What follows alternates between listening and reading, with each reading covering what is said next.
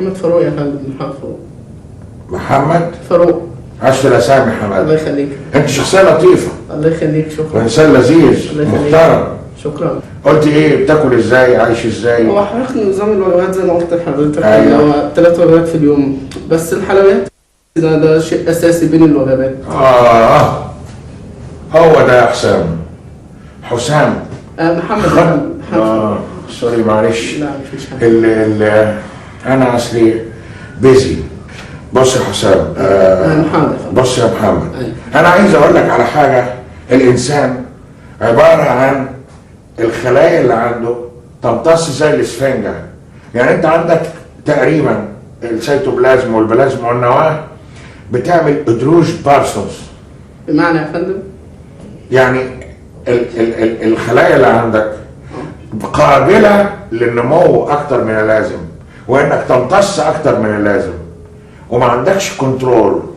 بص يا اخ محمد فاروق. محمد فاروق. معلش يا محمد بيزي. لا مفيش حاجه يا فندم. بص يا حماده، انا هعمل حركه، احنا رجاله زي بعض، مفيش لا. هعمل حركه بسيطه كده، شوف انت حاصل لك ايه. بص. ايه ده؟ طبيعي يعني. مش فاهم يعني ايه؟ دهون. اتهزيت كلك ولا لا؟ ايوه يا فندم. الهزه دي في لغه الطب يعني بتتلظ، يعني في لظه، يعني كده في لظه. بص يا محمد، بص يا حبيبي الحركه دي، بص. ايوه يا فندم. ده ايه؟ لحظه يا فندم. لظه. برافو، ابتديت تستوعب كده يا محمد. لحظه اهو. خلاص. كل المناطق. بص حضرتك. ماشي. لحظه. حماده انت انسان جميل. الله يخليك. شخصيه جميله. بص يا حماده، انا هعمل معاك نظام التشفيط.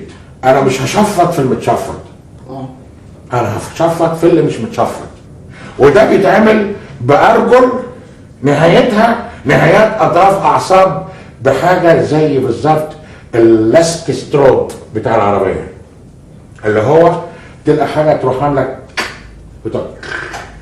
شفطه كل الدهون. دي احدث تقنيه في العالم، وبتعمل حاجه شبه بروب اللي هو لصق ما بعد الحركه. معايا؟ معاك. ريدي؟ ريدي. 3 2 1. هو ده اللي هيشفطني؟